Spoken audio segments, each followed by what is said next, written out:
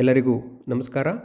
ನೀವು BCom, BBA, BBM ಓದ್ತಾ ಇದ್ದರೆ ನಿಮಗೆ ಕಾಸ್ಟ್ ಅಕೌಂಟಿಂಗ್ ಅಂತ ಒಂದು ಸಬ್ಜೆಕ್ಟ್ ಇರುತ್ತೆ. ಅದರಲ್ಲಿ ನಿಮಗೆ ಓವರ್ ಹೆಡ್ಸ್ ಅಂತ ಒಂದು ಯೂನಿಟ್ ಇರಬಹುದು.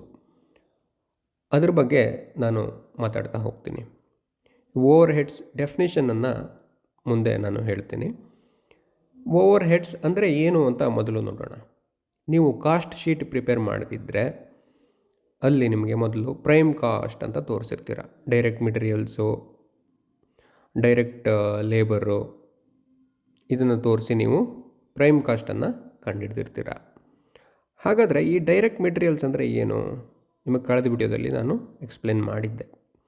ಡೈರೆಕ್ಟ್ ಮೆಟೀರಿಯಲ್ಸ್ ಅಂದರೆ ಆ ಪ್ರಾಡಕ್ಟ್ ಜೊತೆ ನಾವು ಅದನ್ನು ಟ್ರೇಸ್ ಮಾಡ್ಬೋದು ಅಥವಾ ಐಡೆಂಟಿಫೈ ಮಾಡಬಹುದು.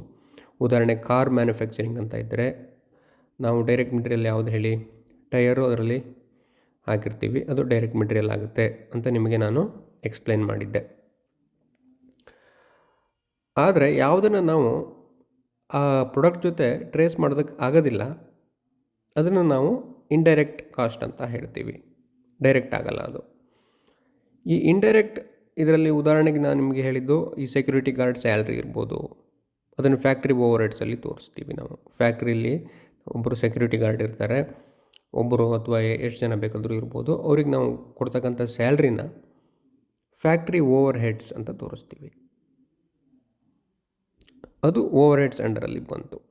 ಹಾಗಾದರೆ ಇದರ ಡೆಫಿನಿಷನ್ ಏನು ಅನ್ನೋದನ್ನು ನೋಡೋಣ. ICMA ಲಂಡನ್ ಏನು ಹೇಳಿದೆ? The aggregate of indirect material cost, indirect wages and indirect expenses.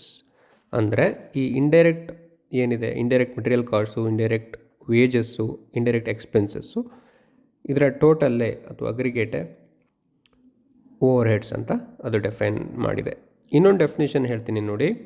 Over head costs are the operating costs of a business enterprise which cannot be traced directly to a particular unit of output. ಇದು ಚೆನ್ನಾಗಿದೆ ನೋಡಿ definition.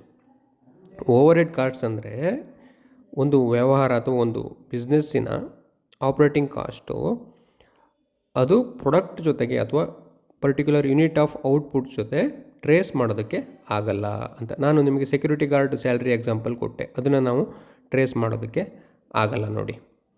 ಅದು over heads. ಇದು over ಹೆಡ್ಸಿನ ಡೆಫಿನಿಷನ್ಗಳಾಗಿದೆ. ನಿಮಗೆ ಮುಂದೆ ಇನ್ನೂ ಇದ್ರ ಬಗ್ಗೆ ವಿವರಣೆಯನ್ನು ಕೊಡೋದಕ್ಕೆ ಪ್ರಯತ್ನ ಮಾಡ್ತೀನಿ. ಧನ್ಯವಾದಗಳು.